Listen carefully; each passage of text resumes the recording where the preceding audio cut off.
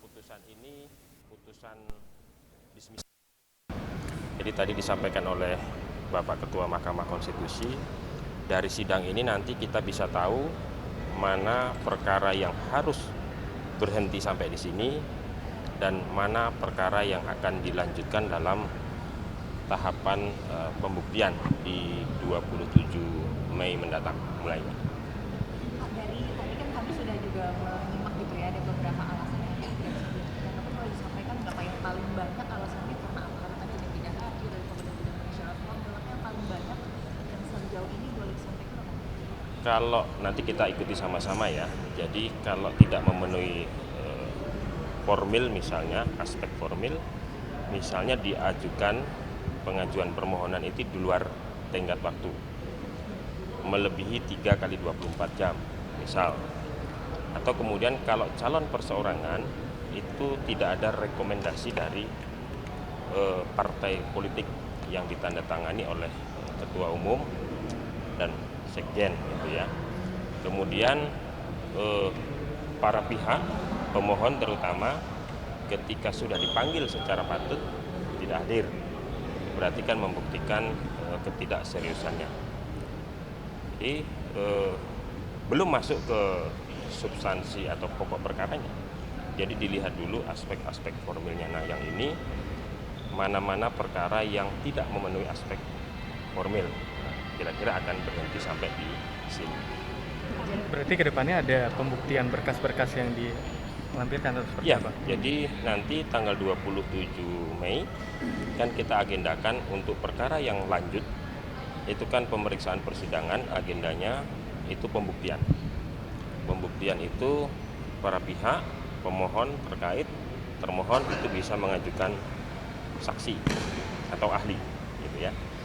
Jadi kita MK akan dengarkan perkara-perkara nanti yang lanjut itu seluruh pihak itu, saksinya siapa, ahlinya siapa, ada berapa dan seterusnya, diberikan kesempatan untuk menyampaikan di persidangan. Sidang 2 hari ini adalah pembacaan putusan dismisal. Ya. Perkara-perkara yang bisa dimenangkan. Betul. Hari ini kan dibagi dalam 3 panel. Hari ini satu pleno, karena kalau pengucapan putusan itu dalam sidang pleno yang terbuka untuk umum. Nanti ketika pembuktian kembali lagi ke panel, kan begitu. Jadi ini kan perkara-perkara yang kemarin diperiksa oleh panel 1, panel 2 dan panel 3. Nah sesudah putusannya ini jadi, ketetapannya ini jadi, nah ini diucapkan dalam sidang pleno. Penegasannya Mas Fajar, ini ada berapa perkara? Ini 155, besok 52. Berarti dari 297 yang 90 sisanya ini tidak disidangkan di 2 hari ini, berarti statusnya seperti kemungkinan apa? besar. Nanti kita akan lihat variasinya karena ada beberapa perkara yang tadi disampaikan Pak Ketua itu ada petikan keputusan.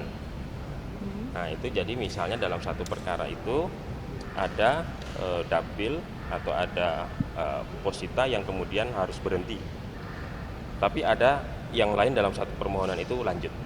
Nah nanti kita lihat sama-sama variasi-variasi. Berarti tidak dimenangkan putusan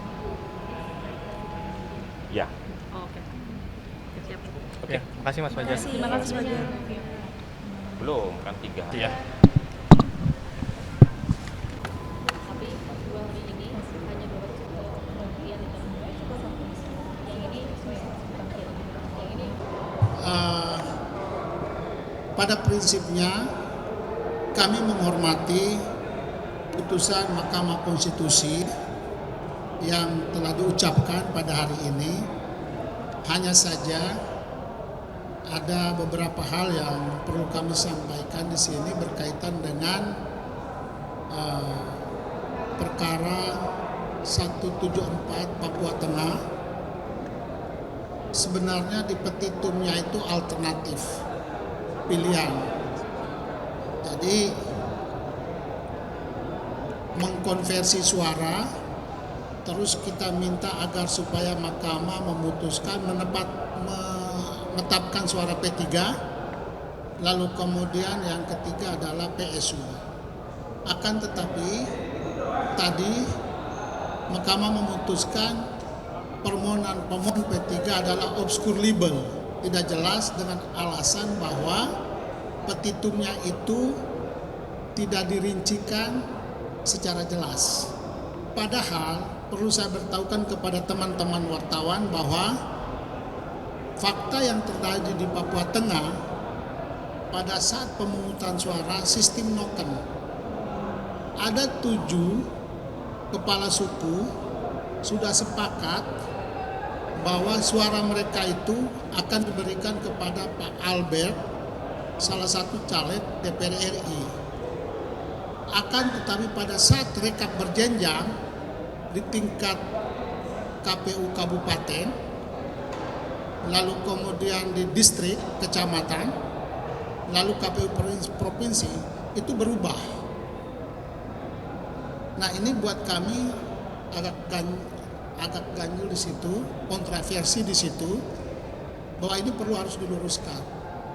Saya tegaskan bahwa ini sistem noken, sudah ada kesepakatan oleh kepala suku sebanyak 7 orang bahwa suara masyarakat itu akan diberikan kepada Pak Albert. Ya. Namun dirubah oleh oknum-oknum tertentu pada saat rekap di distrik DPD tingkat kecamatan, lalu kemudian di kabupaten juga dirubah, sampai ke tingkat provinsi juga dirubah. Nah, ini bagi kami putusan tadi itu kami tetap menghormati, tapi cukup mengecewakan karena rasanya tidak sesuai dengan fakta yang ada di lapangan. Itu saja yang bisa kami sampaikan kepada teman-teman untuk diketahui secara patut bahwa kami tetap menghormati putusan itu. Terima kasih ya.